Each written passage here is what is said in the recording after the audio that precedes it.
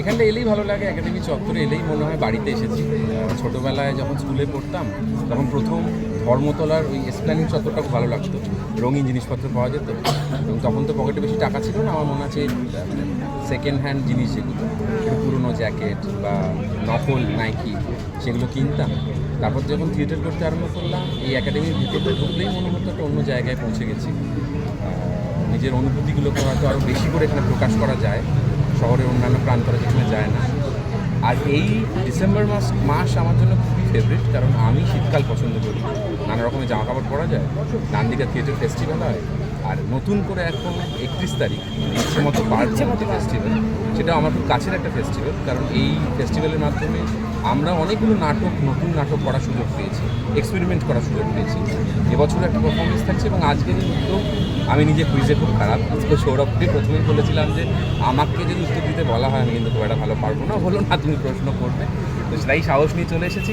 আশা করছি খুব ভালো হবে। প্রিপারেশন কিছু আছে কুইজ থিয়েটার নিয়েই যেহেতু পুরো বিষয়টা কিছু আমি খুব খারাপ এই বিষয়, মানে মজা করে বলছি আর কি, না আলাদা করে কোনো প্রিপারেশন নেই। ছোটোবেলায় আমি কখনো কুইজে পার্টিসিপেট করিনি, কিন্তু দেখতে ভালো লাগতো, নতুন নতুন জানা যেত। আর আমার মনে হয় আমি যে সময় বড় হয়েছিলাম, আমি অষ্টআশিতে জন্মেছি, ওই সময় স্কুলে বিশেষ করে বাংলা মিডিয়াম স্কুলে কুইজের একটা বিশাল বড় ভূমিকা ছিল। শীতকালটা হলেই পুরো হ্যাঁ, ফেস্টিভ্যাল এবং এই স্কুলে কুইজের মাধ্যমে অন্যান্য স্কুলে যাওয়া যেত, একদম মেয়েদের স্কুলে হয়তো যাওয়া গেল, সেখানে কিছু সুন্দরী মেয়েদের দেখা গেল। তো সেই কারণে কুইজে মাঝে মাঝে পার্টিসিপেট করার ইচ্ছে আছে। সামনে ক্রিসমাস আর নিউ ইয়ার, কি প্ল্যান তোমার যদি বলো? এখন এই পুরো ফেস্টিভ্যালটা নান্দিকা ন্যাশনাল থিয়েটার ফেস্টিভ্যাল, যেটা 16 তারিখ থেকে কালকে থেকে শুরু হচ্ছে। একটু আগেই ভেতরে গেছিলাম, প্রস্তুতি চলছে, 25 তারিখ অবধি এখানে চলবে। তারপর আমরা রিহার্সাল করব 31 তারিখে আমাদের যে নাটকটা আছে ব্যতিক্রম, ইচ্ছে মতো পার্বণে, তার জন্য। তো নতুন বছর একটা নতুন নাটকের মাধ্যমে শুরু করব, মানে শেষ হবে এবং শুরু হবে। নতুন শুরু একটা নতুন কাজ দিয়ে, তাই তো? হ্যাঁ, আর দর্শকদের প্রশ্ন বারংবার টেলিভিশনে বসতে হয়, এবার তোমাকে রোজ কবে দেখা যাবে?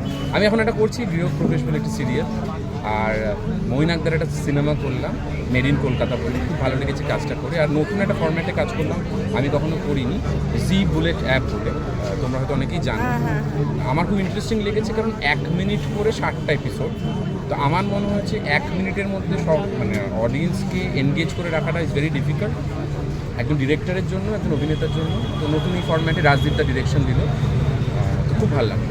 এই নতুন নতুন কাজ আসছে, আপনারা ভালোবাসলে আরও নতুন অনেক কাজ হবে। Thank you. Thank you.